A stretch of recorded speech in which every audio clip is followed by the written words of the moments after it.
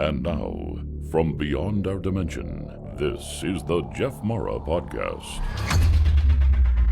Here's Jeff. My guest is Mack, who has had a lifetime of experience of paranormal activity, including ETs, orbs, and more. Mack, thank you for joining me and welcome. Thank you for having me, Jeff. Good to be here. Well, it's great having you. And Mack, I think it would be best if we just kind of start in chronological order of your life and with your childhood and what happened then. Yeah, sure. So I was born in Mumbai, India, to Persian parents. Belonged to my ethnic minority of people called Parsis that immigrated from Iran 3,000 years ago to India. So my dad was in the Navy. Mom's a housewife. I have a twin brother, and I'll never forget that day when I guess I experienced the phenomenon. I was 11 years old, along with my brother. So we lived in an apartment building in what's called a Parsi colony. So it's an open colony, maybe about 1,000, 2,000 people living in these close quarters. And it was about 9:15 p.m., 12th of April, 1991. And I'll get to how I know the date and time. So I was in my room playing with my He-Man toys, as all boys do. My thoughts were with, girls. And the only time I think I would have heard of UFOs or aliens is we recently had MTV come on our station. So I may have heard it, but I never really gave it any thought. And all of a sudden, I'm in my room and I hear this really deep hum. It's like a whoa, whoa, whoa. And I'm thinking, wow, what is that sound? It doesn't sound like a helicopter. It doesn't sound like a plane. So I put my toys down and I'm drawn outside on my balcony, on my room balcony. So I go outside on my balcony, and as an 11-year-old child, so I'm on the third floor of a fifth floor building. Now, opposite me is a building that's probably about 7 floors because I can count the floors. So this object was probably about 3 floors higher, so 10-floor building. And I'm really bad with math and distances, but this thing was close. So what I can describe it is it was egg-shaped. It was like an American football-shaped craft. And it was in the night sky, so completely dark. But the reason I know it was egg-shaped is because there were lights on the perimeter of the craft that were going around in circles. So it was red, blue, green, just going around in circles, counterclockwise, clockwise, along with the hums. So I'm looking at this thing, I'm saying, what the hell am I seeing? As an 11-year-old child, when you're having this experience, there's nowhere to put it in your mind to form your reality. And I'm looking at this thing and I'm thinking, how come nobody else is, there's people downstairs. How come nobody else is seeing this? And then all of a sudden, in the middle of the craft, as crazy as this sounds every time I say it, this square window opens up. And a 3-fingered hand like this comes out, a black hand, a pudgy hand, and starts waving. So when someone's waving at you, what do? You wave back. So I started waving back. And I'm thinking, I'm hallucinating. I don't know what's going on. This craft is stuck up in the sky. It starts moving to the right while the hand is waving at me. So I say, hey, you know what? I'm going to catch it on our wraparound balcony. So we had a wraparound balcony adjacent to our actual apartment. So I run out on the wraparound balcony. And what really shocks me till this day is that rather than me looking for the object in the sky, when I reach the end of the balcony, I see my twin brother with his hand up in the sky, waving. And I'm looking at him. I'm not looking at the craft. And I'm like, he's seeing this as well? So I go up to him and I'm like, hey, what are you waving at? Because I refuse to believe what I was seeing. So I'm looking at him saying, what are you waving at? And he says, don't you see that thing up in the sky? And I'm like, yeah, I do as well. So we're standing side by side on the balcony, waving at this thing, waving back at us. And this craft was literally up in the sky and it was humming. And I'll never forget that hum. I've never heard anything like that in my life. It then slowly moved away to our right, vanished into the clouds. And I'm looking at my brother saying, what the hell did we just experience? What was that thing? We've never seen anything like it. So then we ran inside and we're like, Mom, crazy excited 11-year-olds. Mom, we saw something. We saw something that probably looks like a UFO. We heard on TV. It looks something like a UFO. Mom was like, okay, yeah, 11-year-olds, full of shit, active imagination. So now, in my mom's wisdom, she goes, it's 1991. We have no social media. We have no digital cameras. We had nothing on us but our memories. So she sent us both in separate rooms. She says, you need to go in separate rooms and draw this object for me. Both of us are buzzing and both of us draw whatever we saw. We don't see each other's works. We don't discuss with each other what we saw. We were both just really buzzing. 10 minutes later, I come out of the room. I give my mom my drawing. She's looking at it. Okay. Looks like, a craft in the sky. Then my brother comes in, shows his diagram, and that's when my mom's eyes pop out and she's like almost like dropping both the pieces of paper because she's like, this is exactly the same thing, including the way the hand looks, the detail of the yellow window, the lights, and especially these two green lights that were on the edge of the craft. It was like an exact shot for shot that we saw. So then my mom's like, okay, you saw something, you noted down the time, noted down the dates, 9:15 p.m., approximately 12th of April, 1991. My mom's like, okay, you saw something, forget about it. That was the end of that. So I thought. Um, After that incident, um, I would eat dinner at home, and then I would get the urge to go out on that wraparound balcony. Real like urge, like something was pulling me out, and I would walk the length of the balcony. I don't know why I would walk the length. Started walking the length, and then I would look to my left, hoping that the object would come back, but it wasn't the object. It would be these two bright lights, like stars, that would come descending down, and they would be far off in the distance, but when I'm walking on the balcony, they would move with me. So I was getting confused. I'm like, is this a helicopter? Is this a plane? Why does it look like they're moving with me? So as an 11-year-old, very, very confused with what I'm seeing. And then one day I decided, I got this thought in my head. I said, why don't I ask them if they can hear me? So I said out loud, I said, so I'm looking at these two things, and I said, if you can hear me, can one of you move to the right? And this thing moves to the right. And I get really freaked out. And I'm like, that just didn't happen. So then I said, the one on the left, if you can move to the left, can you move on the left? Moves on the left. And then I said, okay, can you cross each other? They cross each other. And they're stuck there in midair. And this was so hard for me to take. This was so traumatizing that I just ran away. I just went back in the house, didn't think of anything. I was shaking. I was like, oh my God, what was that? Tried my hardest to forget that. Couldn't really forget it. After that incident, it was the only time in my entire life I'd seen a live owl.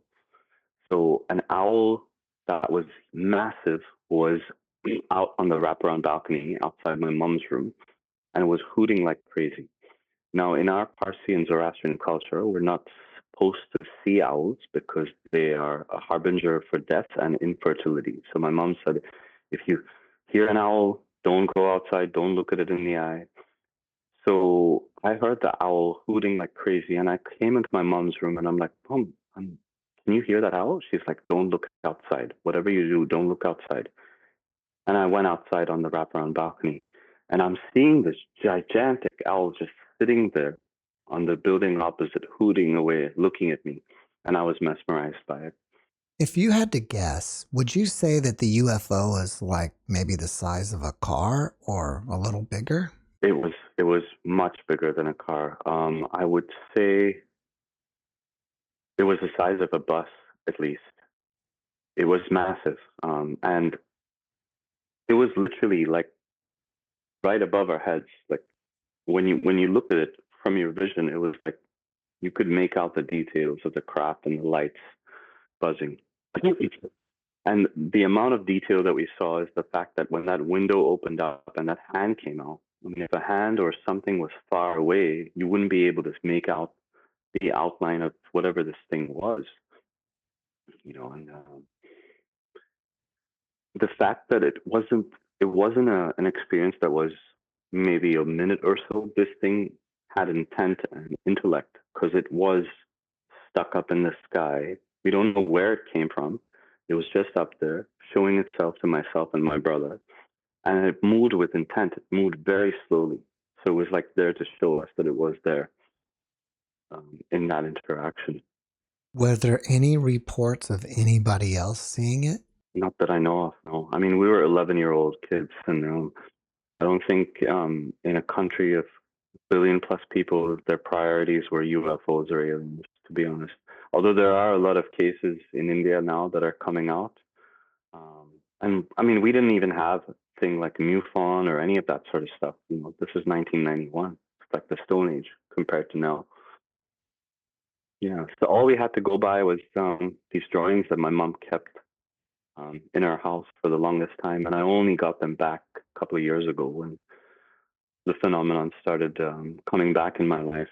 Do you think that they already knew you and your brother and they were paying you both a visit? Yes, absolutely. Because they came back.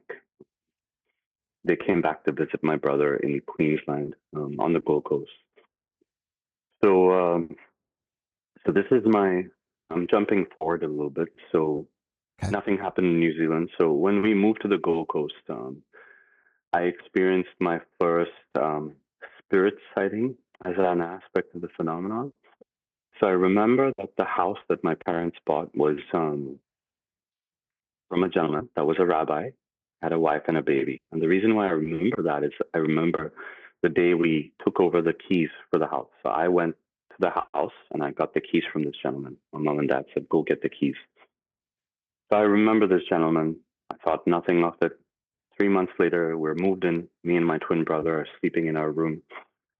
And all of a sudden, I wake up at 1 a.m. and physical sensation that I had was, say, if you're on public transport or somewhere and someone's right up on your face and you're like, get away from me. You're in my personal space. That was my physical reaction. I wake up and I'm like, why do I feel a sensation of a person just right up against my face?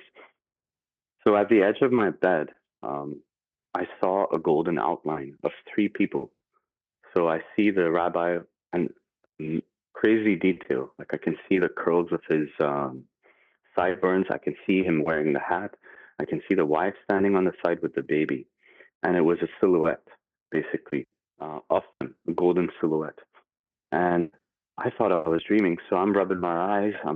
Rubbing my eyes. I'm like, oh my God, what am I seeing? And then I realized these look like spirits standing at the end of the bed. And I start praying, and I'm like, "Can you please leave because I'm feeling really afraid." And they wouldn't budge. So they were there for almost 15, 20 minutes. When this was happening, I was 20 or 21, and I was feeling it was very difficult growing up for me that time. Things weren't going well in my life, and I used to feel this pressure on my chest all the time, and I was feeling that pressure at that very moment. Um, Very, very weird sensation. Wasn't like depression or anxiety, but like a crushing sensation almost here. So the next day I woke up, I told my mom, something happened again. I said, I think I may have seen the spirits of these people. And she's like, oh, maybe they may have passed away and come back to the house that they were living in. And I'm like, yeah, sure.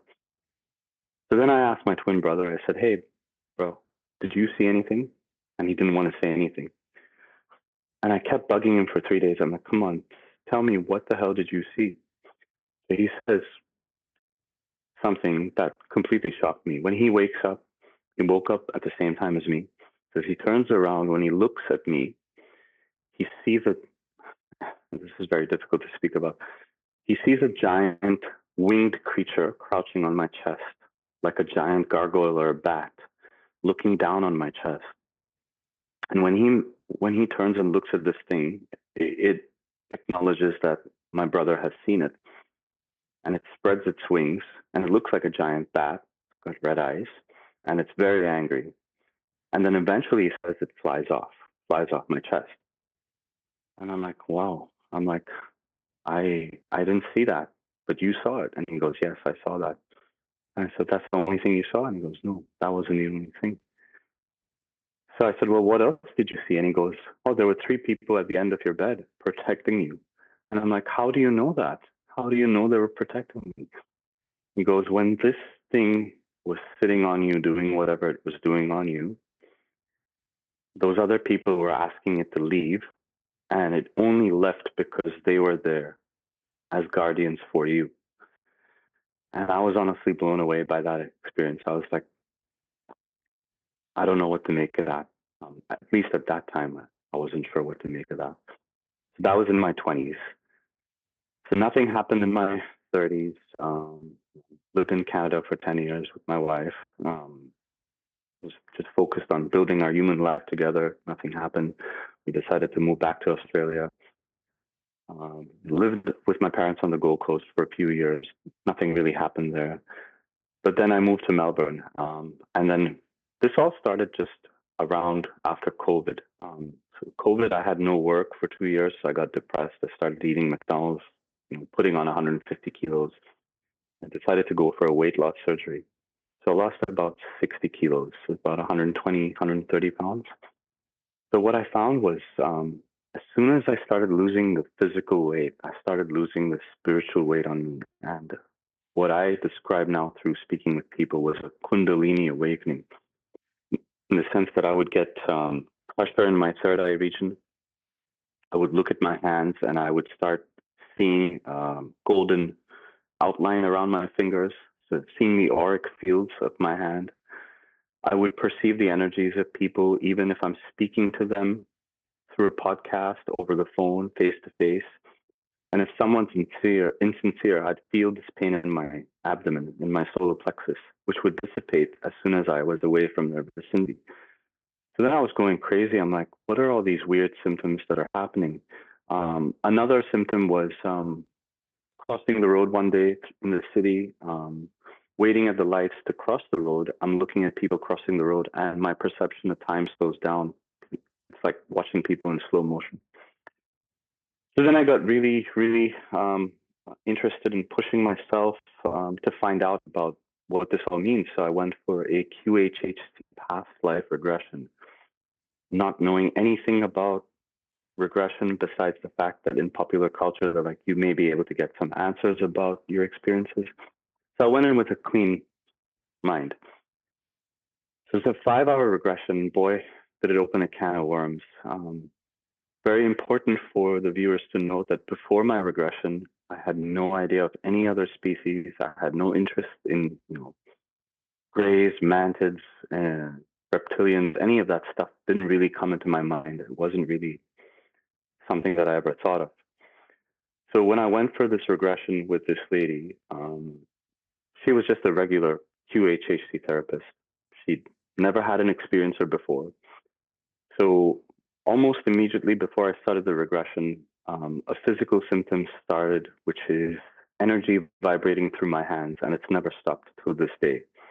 So the energy vibrates, and it's like fire on your hands. It's only how I can describe it.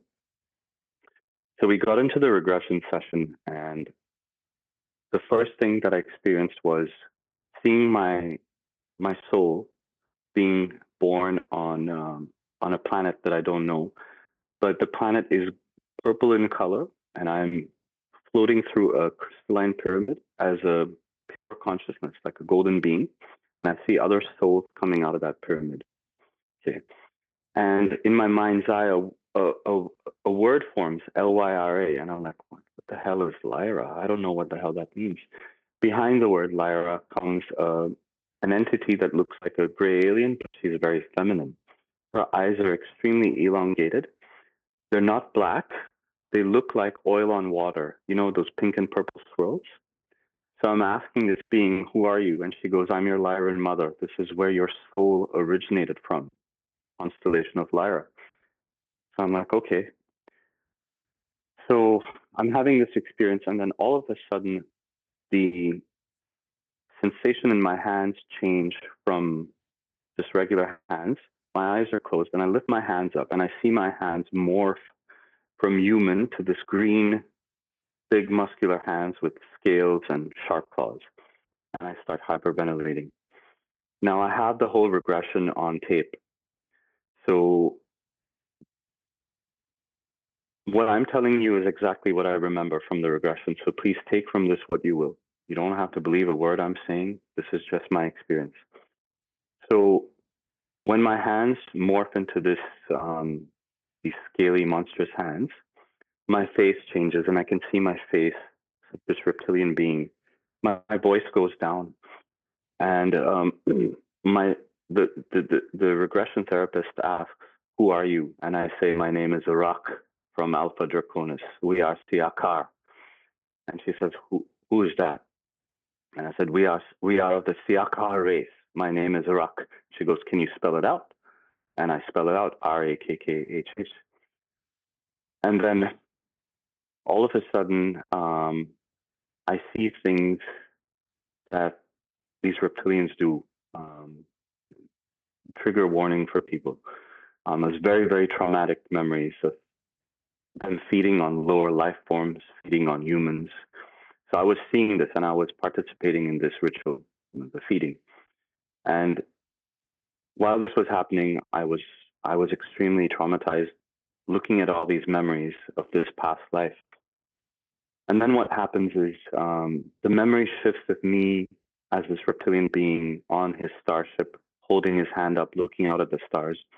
And that's when I realized as this reptilian being, I start developing a soul. So these reptilians don't actually have souls. The Greys and reptilians are very obsessed with the soul. So the reason why I started developing a soul as a reptilian was because I was feeding on humans, feeding on other life forms, and absorbing their life force. Now, this is my understanding of the regression, is that the next scene I remember is me lying down in my reptilian body on a craft, on a table, and I can look at my reptilian feet, and I can feel immense pressure in my forehead. So the regression therapist says, "Look around the room. It's completely dark." And I'm like, I don't want to know what's going on. So then I tilt my head backwards, and I see a short, what I describe as a gray alien with his hands on the side of my head doing something, which is causing me a lot of pressure. And all of a sudden, the vision opens up, and I see what I describe as two tall gray aliens holding down my legs. A being that is described as a draconian reptilian, a very tall, powerful being with a black or a blue cape, laughing at this procedure. And right behind him was an even taller being that now I know is looks like a mantis or a mantid, working on a computer screen, doing something. And in that instant, I feel my body convulsing, and I see them pulling this thing out of the chest. Looks like an orange glowing ball, which was the soul that was forming. They take the soul out, and they put it into this glass cage or this glass box. And that was the end of the memory of the reptilian life. Now, towards the end of that session, I was actually crying because I wasn't sure what the hell I was seeing.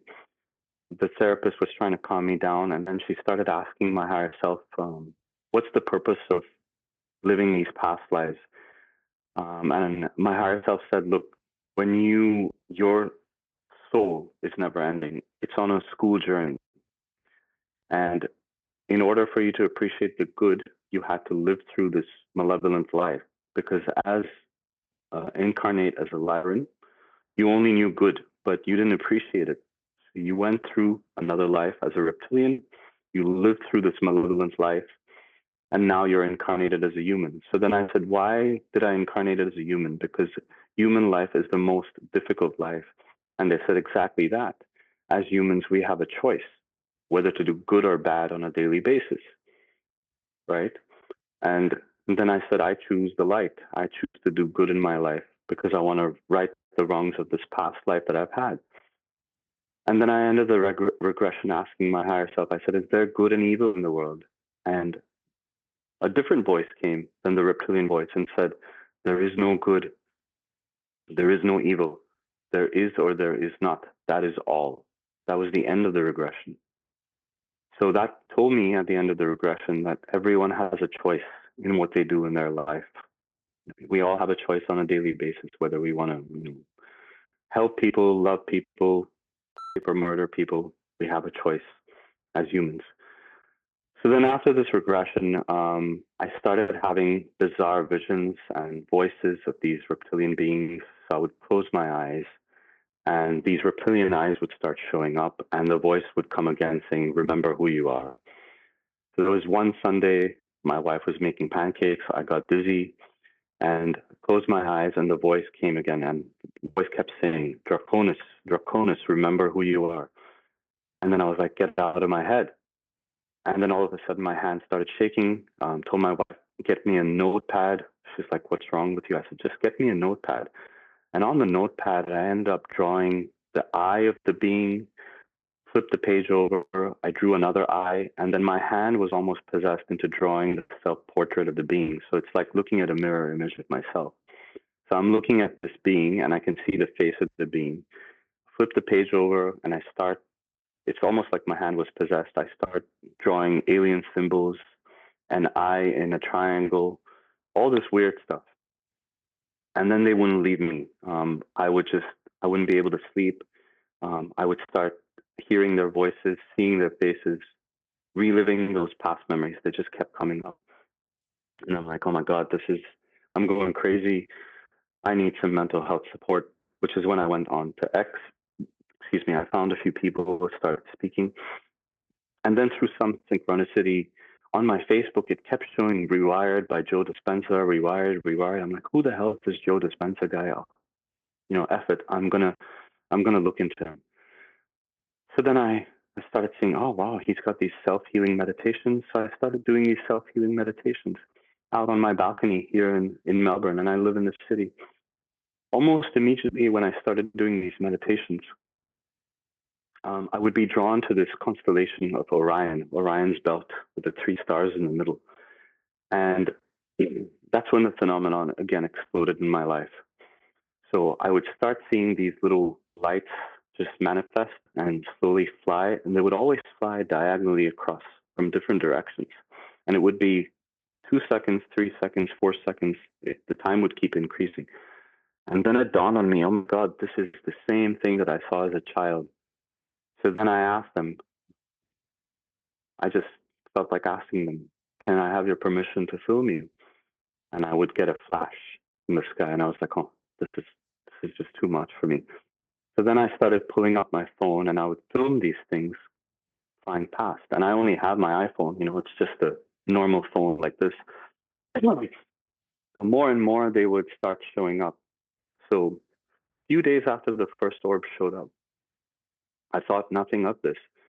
But then I live close to the airport, but the flight path is not supposed to be over my apartment. The flight path is, it's sort of opposite me going towards the city, flying past the city, not over my place. So this is very important for the viewer to know that. So I would be working from home and I would start hearing helicopters start going over my place. I'm like, 1 or 2 helicopters is okay, but why is there 4, 5, 6 in the morning? So then I hear this weird helicopter and all I hear is the rotating blades whirring.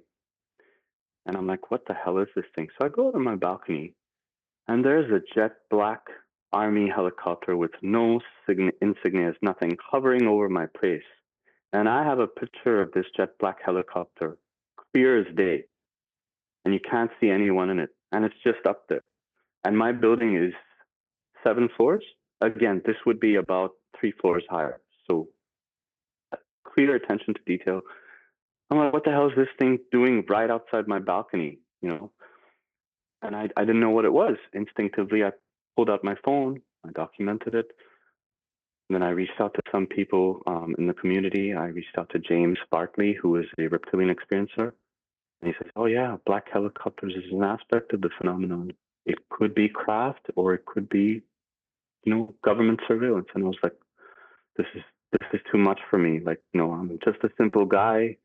I saw a few things in the sky and now all of a sudden I have these things happening. So then I started doing the meditations more and more. I'm like, you know what? I need to get rid of this reptilian attachment. Then I found the more meditations I was doing, the more I was attracting these things. So, I would take videos of them. One looks like a tic tac craft that's going through the sky. And when I took a photograph of it, it looks clear as day as a blue tic tac. So I had that. Then I had another one where another experience where a helicopter was going over my apartment. And again, this is always on the weekends. It's like they know that I'm in the house on the weekends. So helicopters going over my place, and I'm just urged to go outside on the balcony. I tell my wife's like, don't do this.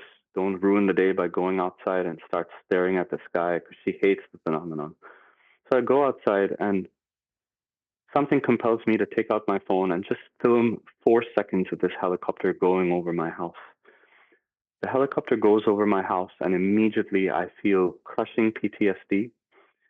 And I've taken 4 pictures with my phone, which I didn't even realize I did while this video is happening.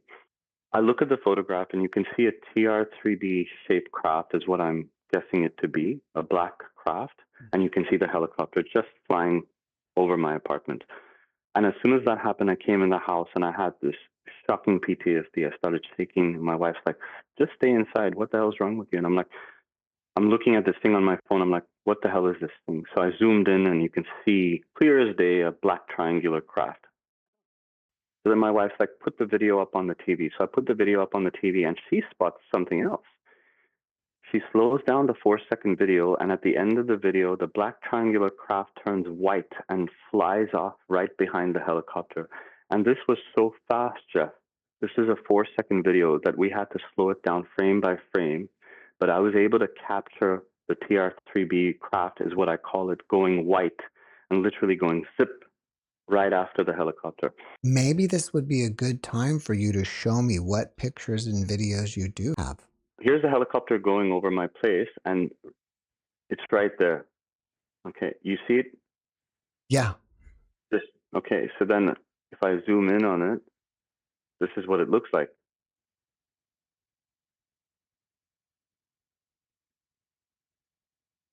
So to me, it appears that the helicopter is flying below the ship. Yes, exactly. And then the last frame of the video is the TR-3B that looks like this.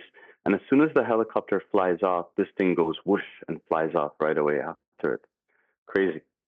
And this is all with my iPhone, like, just trying to change the filters. And you can clearly see there's some kind of craft. So this one was me and Christian were having the same experience on the same day. So I was out in the park meditating, and I see an orb fly by, but when I take a picture, it's 3 of them. So it's flying by so fast, and that's me doing my Joe Dispenza meditation. As soon as I do meditation, this thing flies by, and then when I take a screen image, this is what they look like: bright, white, bright ones. So this is the blue tic tac that I was speaking about. So when I took a picture of this, it was just like a streak flying through the sky. But when I have an actual picture, you can see the detail, which is insane. So look, it could be a weather balloon, but I don't know any weather balloons that fly at the speed of light when you're taking a video of them and then you take a screenshot. Here's another one that just randomly appeared outside my apartment just last week. I went out on the balcony and I just saw this thing flying outside my apartment. So this is a screenshot of what it looks like. I don't even know what that is, but here's what it is. It's just this really bright golden light flying past my apartment building. It manifests in and manifests out of reality. And I apologize for the quality of the video. It's just my camera that I use on my phone. So could be anything. This one happened to me a couple of weeks ago where I woke up at 1 a.m. and all I heard was a helicopter. So I was like, why am I hearing a helicopter at 1 a.m. in Melbourne? So I go out on my balcony and this thing is hanging in the air. in the like in the middle of the morning. See, right here.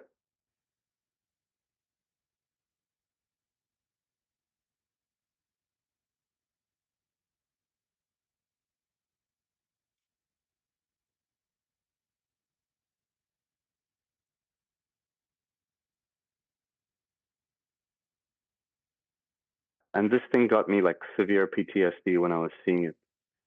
Every day after that, I've woken up at like um, 3 in the morning. So this one was my most profound experience with the phenomenon. Is that when I was praying for the health of my loved one, um, this thing manifested in the sky.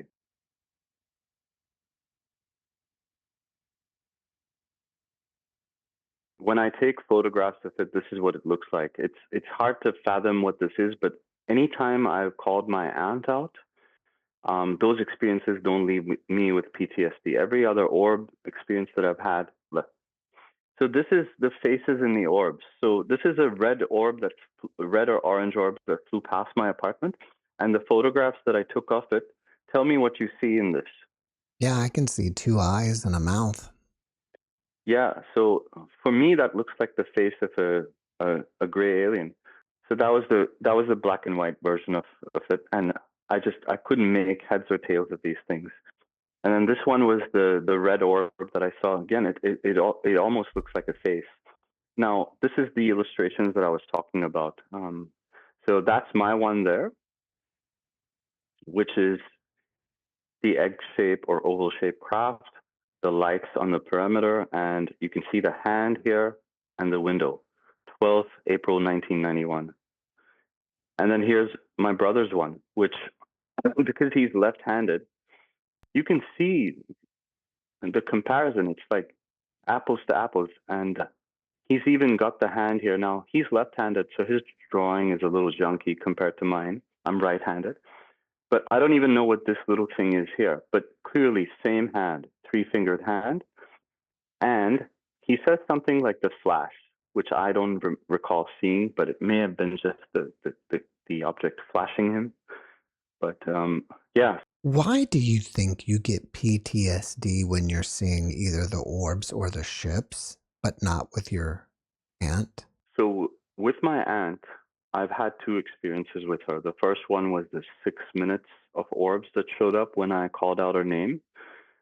And the second one was that profound experience. When I see the crafts, it's like you get an adrenaline rush. Um, and certain people in the X community said that they compared it to being like a crack addict. You know, when you get that sugar hit and you're high and then you come crashing down. But the way that I describe it is that when you have these experiences, you're trying to live a normal life as a normal human working a 9 to 5 job, and then your reality gets shattered when you have these experiences. Like, for example, come home from work, I'm crossing the road, and my brain goes into this meditative state. I'm compelled to look up, and I see this donut-shaped craft flying over my head. So my body goes into shock. I'm like, what am I seeing? So I film it, and then I go home and I try and rationalize it. And I try and tell my spouse about it. She's now finally accepting the fact that something's happening, but she has made it clear, she gave me a choice. It's the phenomenon or her. But that's so difficult because it's like saying, you want to chop off your right arm or your left arm. So this is something that I deeply struggle with. And I guess the PTSD comes from just being haunted by the fact that what are these things? What's happening in my life? Where are the answers? Who has the answers? I only have more questions, and I have nowhere to go, nowhere to speak of these experiences. But on X, Has your wife ever seen an orb? yes. So when I go out on the balcony, sometimes I know that they'll just be flying past. And once, when they were flying past, they can speak telepathically, and they said, "We're here for her."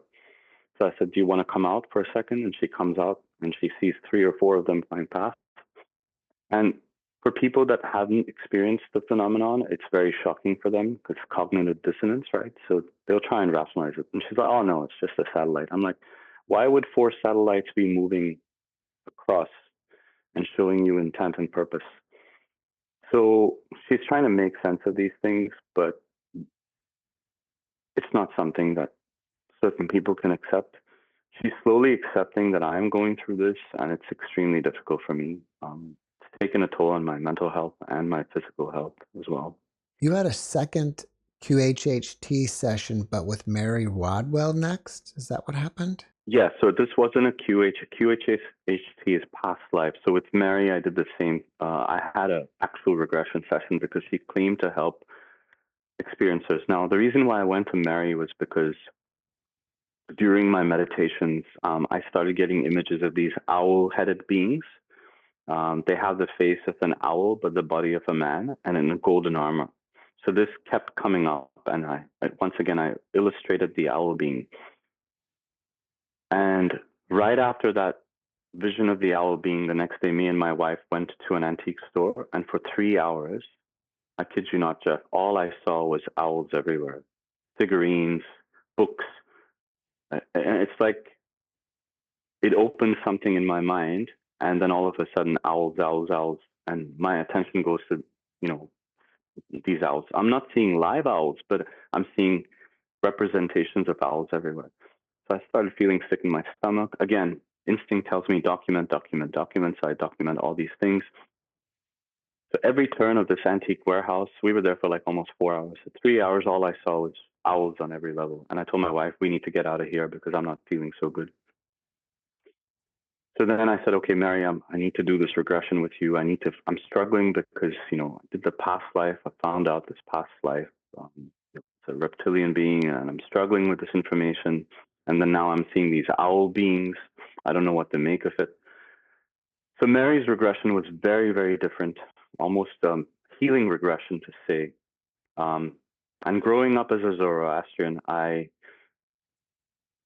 the experiences that I had in my life made me lose my faith in God and religion. So I didn't pray. I never prayed. I always ridiculed religion. I said, nah, what the hell? Who's God? He's never been there for me. And then I had this experience with Mary, which brought me to God. And I'll explain that. So in this regression, I find my current self in physical form in a field.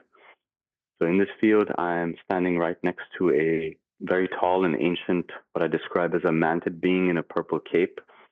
The mantid is standing with a stick in his hand because he's very old, so he's leaning on the stick. And in the sky, all we can see is Orion's belt, which is where I see the orbs coming from.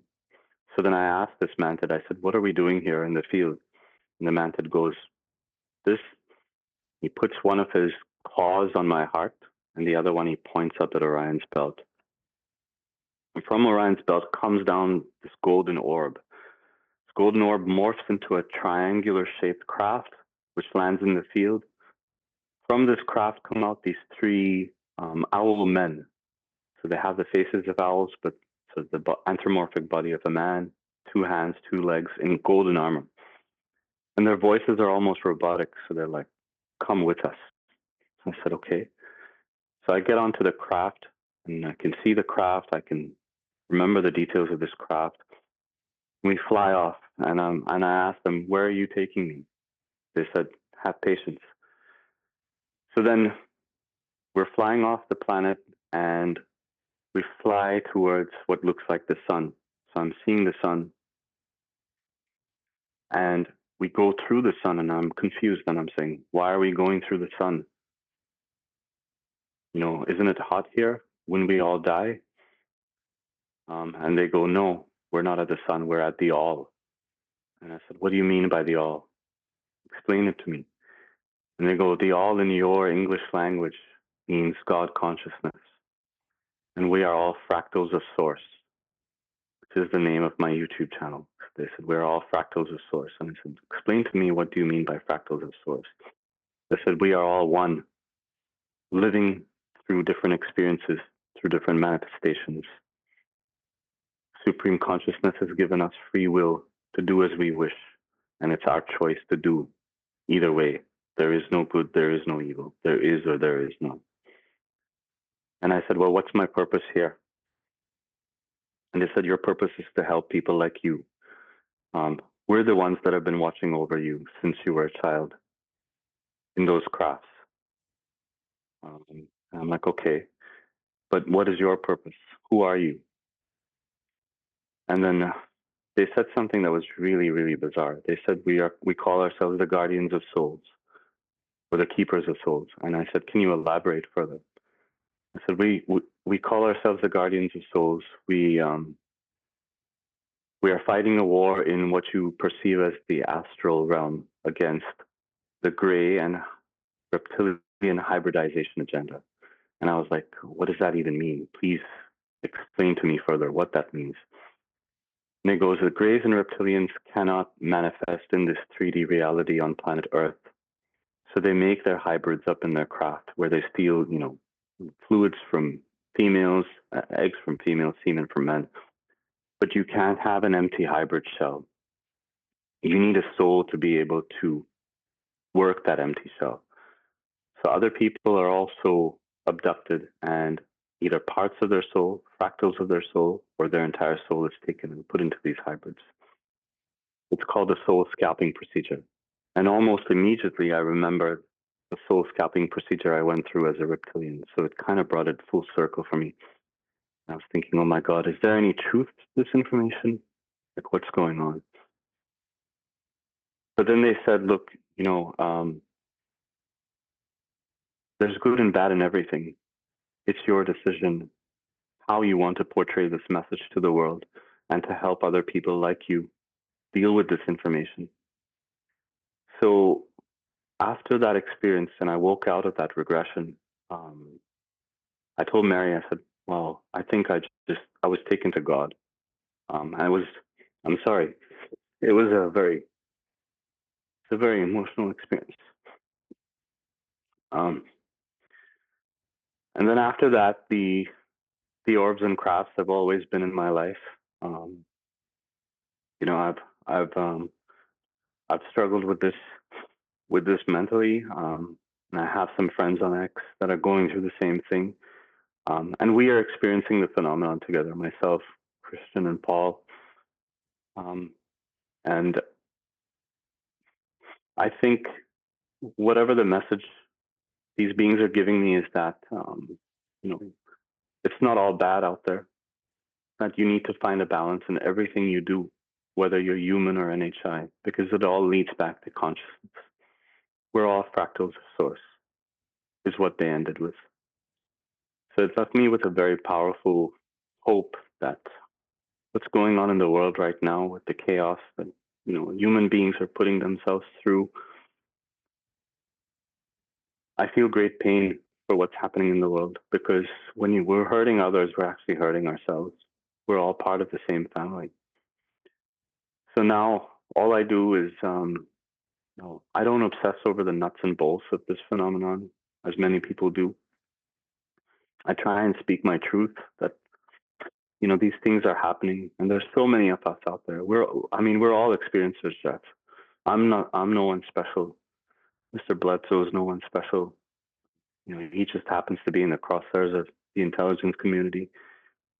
And, when you speak to experiencers, you can feel it. You can feel it within your soul if they're telling the truth, what their motives are. And I have nothing to gain from this. I have nothing to gain from going public. I'll probably end up getting a lot of ridicule online, but I'm not doing this for myself. I'm doing it for the people that are suffering inside, that are going through this on a daily basis. I have so many more experiences.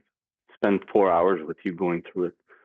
But I think if anything comes out of this is for people to see this and not jump to conclusions and say, oh, this guy is, schizophrenic or is smoking weed or something. It's happening to a lot of us worldwide. People just need to show some compassion. Mack, after watching this podcast, people may want to reach out to you and ask you questions. Are you open to that? And if so, what's the best way to contact you? Absolutely. If you link my X profile, my DMs are absolutely open. I'm always ready to help people with whatever it is. I mean, the phenomenon is multifaceted. So, a lot of people reached out to me and said, the things you've been through, I've been through myself. And to be able to hear someone speak and lighten the load and find their voice is gratifying for me.